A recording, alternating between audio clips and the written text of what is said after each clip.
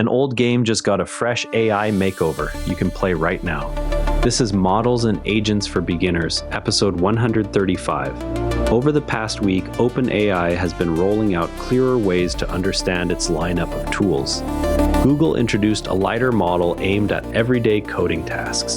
Anthropic has been testing ways to tag its text so readers can spot machine help. These threads show companies slowly making AI features more approachable without needing technical know-how. The Nord and BERT update fits right into that pattern of dusting off older creative work. Back in 1987, a studio called Infocom released a word puzzle game called Nord and BERT Couldn't Make Head or Tail of It. The entire game runs on puns, idioms, and language twists instead of battles or quests.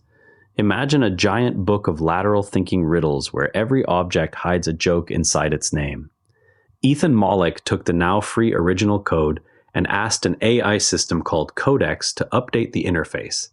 The AI smoothed out a few puzzles that used 1980s slang while keeping every original joke intact. Think of it like having a patient translator who rewrites old street signs so newcomers can still follow the same directions. The result adds a cleaner screen and friendlier hints so players today do not get stuck on old typing rules. This matters because classic games often fade when their original screens feel clunky. Here, AI acts like a bridge that carries 40-year-old puzzles forward instead of letting them sit on a shelf. For you, it means a free way to practice wordplay that shows up in school essays, social media posts, and even game design work later. You can open any browser and head straight to the updated version without installing anything. Pick a starting spot and type short commands such as "look at the sign" or "use the pun." The same inputs always give the same results, so you can share the experience with friends. Picture your phone keyboard guessing the next word while you text a friend. Now stretch that same guesswork across a full sentence or puzzle clue to figure out what the Redditor probably meant. The AI has already read millions of books, jokes, and old game transcripts, so it recognizes thousands of similar word tricks. When a 1987 puzzle leans on outdated slang, the system quietly offers a clearer version of the same joke. The answer itself stays exactly as the original designer intended.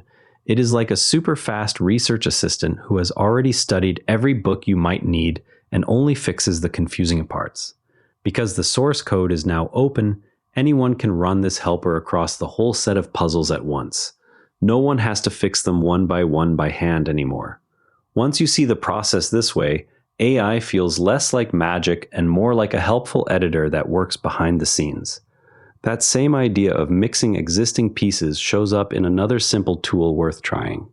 GameCombiner takes descriptions from 146,000 real video games and turns them into number patterns called vectors. Think of each game as a point plotted on a giant map built only from genres and player tags. Pick any two games you already know, and the site finds the exact mathematical midpoint between their points. The result is always a real existing game you can look up, never something invented. It works like measuring the halfway spot between two cities on a roadmap and discovering a third town that sits there. Go to GameCombiner.com on your phone or laptop. Choose two titles such as Minecraft and Animal Crossing and hit Combine. The site shows the closest real game to that midpoint with no sign-up required. Another development this week involves marking AI text so people can tell where it came from. Anthropic shared details about an invisible pattern added to writing from its Claude system. The pattern sits inside word choices, and a special detector can spot it later, while regular readers never notice anything odd. It is like slipping invisible ink into a letter that only shows up under a certain light. Schools and news sites can use the mark to check whether a paragraph came from a person or a model. The pattern does not touch code, and it can disappear if someone edits the text heavily afterward. If you stream on Twitch, Amazon now has permission to use your clips and voice to train its AI models. You can turn the option off in your account settings before any training starts. That is it for today. Remember, every AI expert started exactly where you are right now. If something we talked about today made you curious, go try it. That's literally how learning works. Stay curious, keep experimenting, and we'll see you tomorrow. And if you'd rather watch than listen, Find us on YouTube at Nera Network, links in the show notes.